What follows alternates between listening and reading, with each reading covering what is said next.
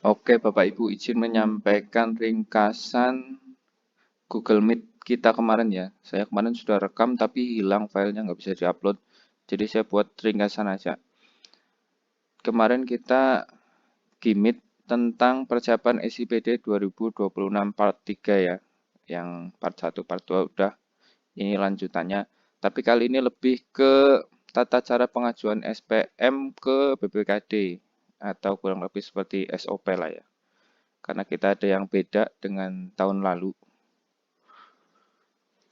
Oke, kita lanjut aja. Dasar hukumnya itu Surat Kementerian Dalam Negeri ya, nomor 900.1.15 garing 9949 garing Keuda tanggal 17 Desember 2025.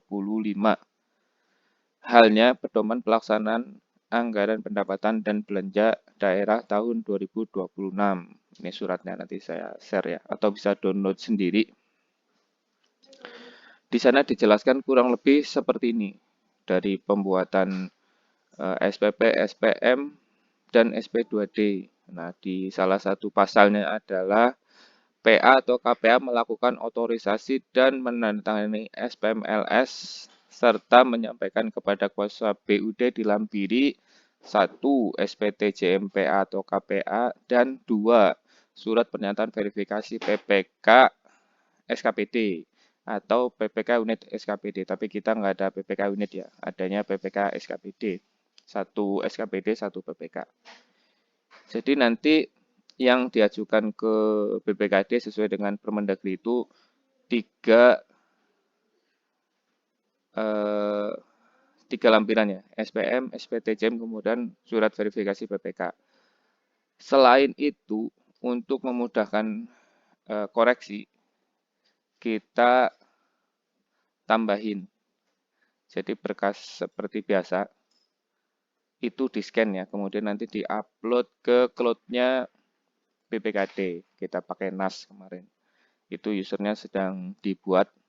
Nanti kalau sudah kita share nanti masing-masing untuk upload SPM-nya ke cloud-nya BPKD itu. Nah, untuk tahun 2026 itu kita rencananya mau paperless ya, karena gudang kita penuh. Terus kita juga sudah pindah ke lantai 2, takutnya nanti kalau pengajuannya masih seperti tahun lalu, berkasnya banyak, nanti gedungnya ambruk karena kebanyakan berkas di lantai 2, takutnya seperti itu. Jadi kita sesuaikan dengan peraturan saja lah ya. Di surat Permendagri itu untuk pengajuannya cukup 3 berkas saja, tapi untuk berkas yang lainnya itu di-scan, kemudian di-upload ya. SPM elektronik adalah semua file elektronik hasil scan dokumen SPM beserta dokumen pendukungnya secara lengkap ya. Seperti biasa, secara lengkap di-upload ke penyimpanan cloud BPKD. Ini bedanya itu ya. Jadi nanti cetakannya 3 berkas ini yang dibawa ke BPKD, selain berkas itu di-scan, kemudian di-upload. Nanti kita koreksi dari file uploadannya itu. Untuk SPM, termasuk SPM fisik ya, itu juga kode billing pajak ya, itu juga termasuk yang dicetak ya. Jadi SPM termasuk kode billing pajaknya dicetak. Kemudian kalau ada PFK-nya, seperti potongan BPJS Taspen juga dicetak. Kemudian daftar lampiran bank penerima pembayaran.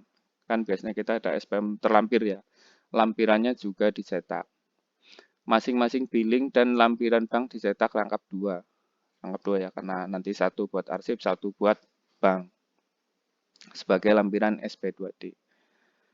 Kemudian yang baru, karena kita sudah paperless, nanti untuk lampiran SPM terlampir itu formatnya distandarkan ya, seperti ini aja. Jadi nanti banknya lebih gampang, kita juga lebih gampang untuk pengecekannya. Kolomnya seperti ini, kita standarkan ya.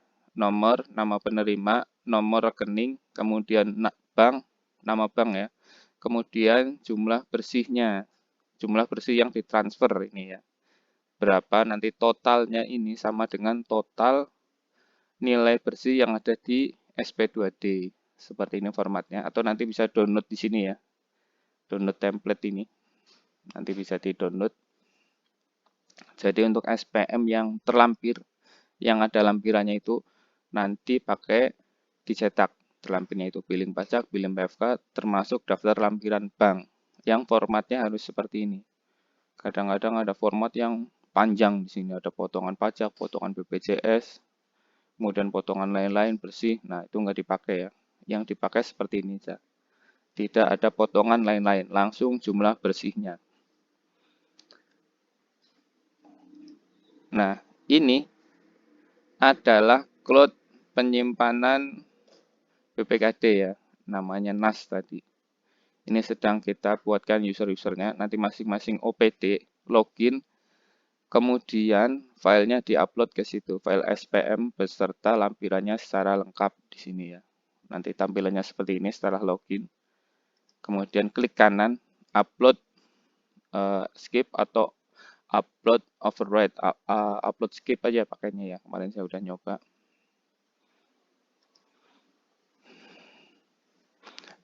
Seperti ini. Oh ya, untuk penamaan filenya nanti namanya sesuai dengan nomor SPM ya, yang 6 digit apa ya. Misalnya 001 underscore nama dinasnya, akronimnya ya, nama singkatannya PUPR gitu misalnya. 001 P dan K misalnya. Atau 001 Dinkes KB gitu misalnya. Jadi nanti kita lebih gampang mencari antara SPM fisik dan SPM elektroniknya.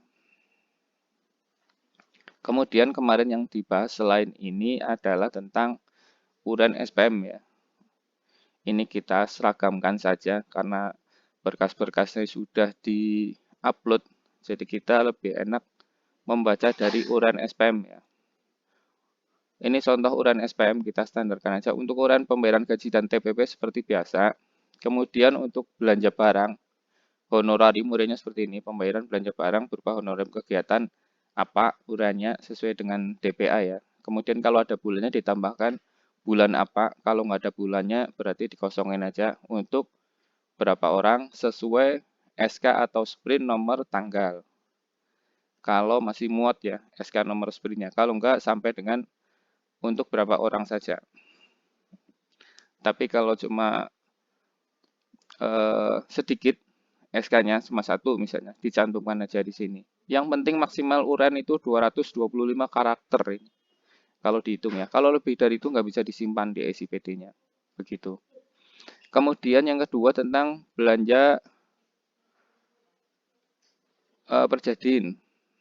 Di sini urannya seperti ini aja contohnya ya. Pembayaran belanja barang berupa perjalanan dinas untuk berapa pegawai. Sesuai dengan ST atau SPD atau SPT ini disesuaikan dengan dokumennya nomor tanggal. Kalau terlalu banyak ya sesuai seperti tadi aja sampai dengan berapa pegawai. Kemudian LS kontrak itu kayak gini aja uranya. Pembayaran belanja barang, misalnya belanja barang atau modal atau lain-lain, hibah dan lainnya ya. Ini contoh aja. Berupa sesuai dengan DPA uranya. Misalnya ada termin ke 1, 2, 3. Kalau nggak ada berarti nggak usah dicantumkan.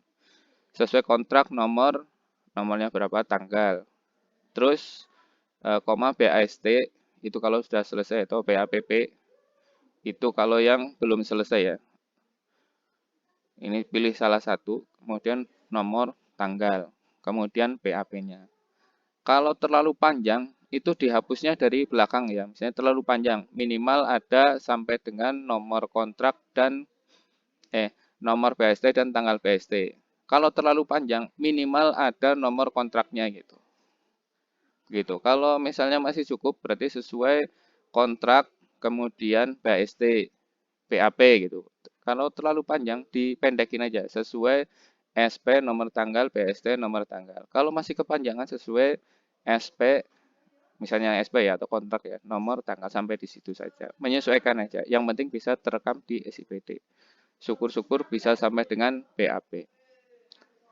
Minimal ada BST-nya lah ya. Karena BST itu tanda bahwa pekerjaan itu sudah selesai, sudah bisa dibayar. Kemudian untuk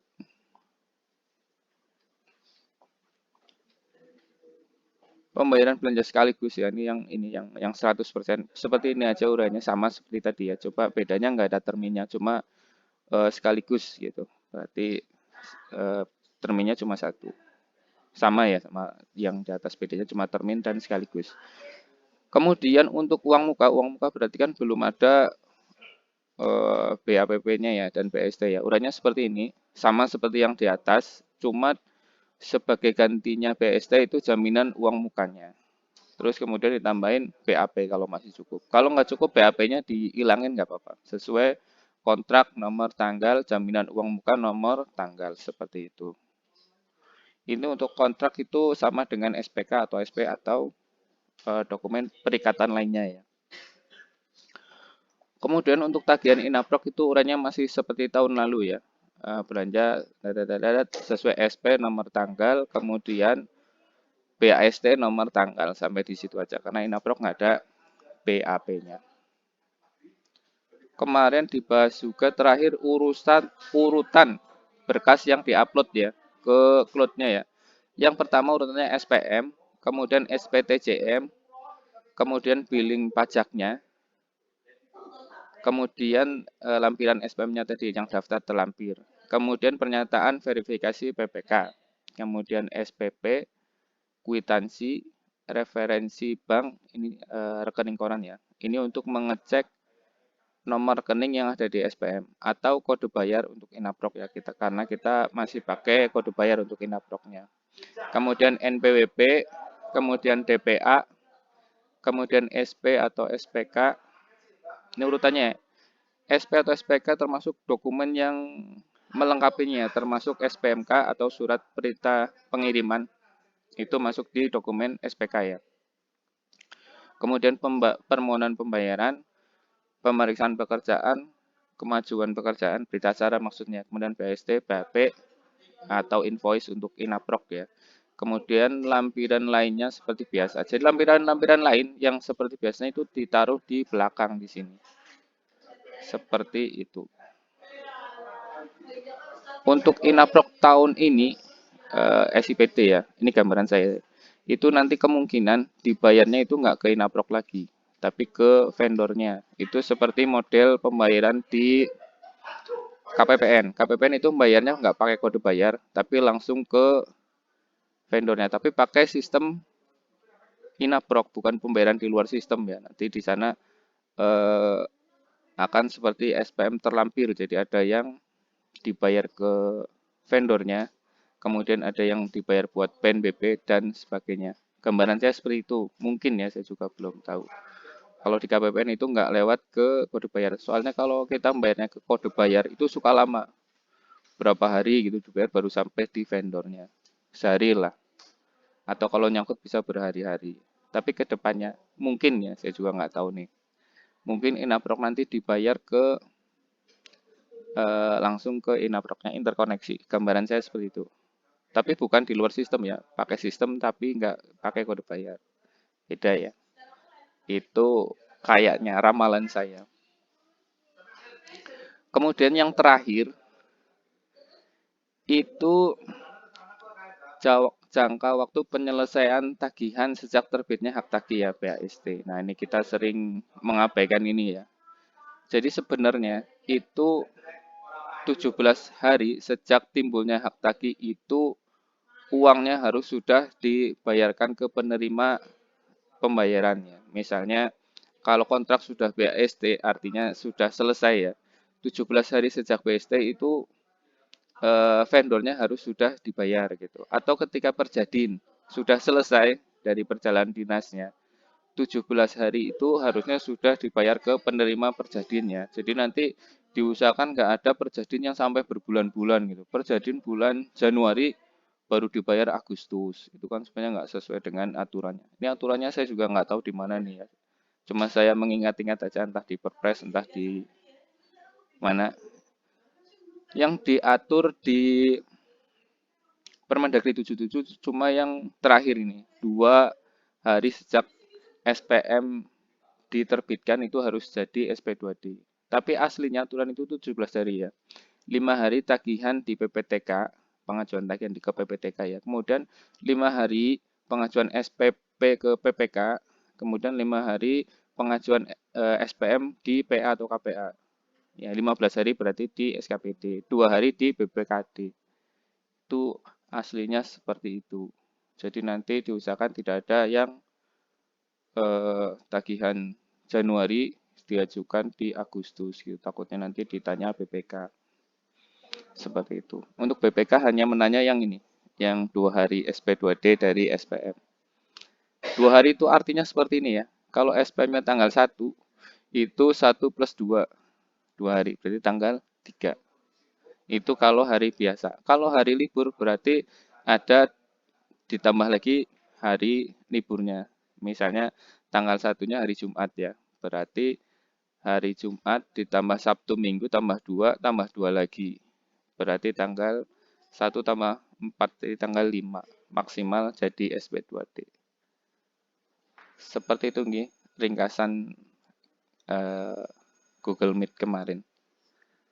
Terima kasih. Kurang lebihnya mohon maaf. Assalamualaikum warahmatullahi wabarakatuh.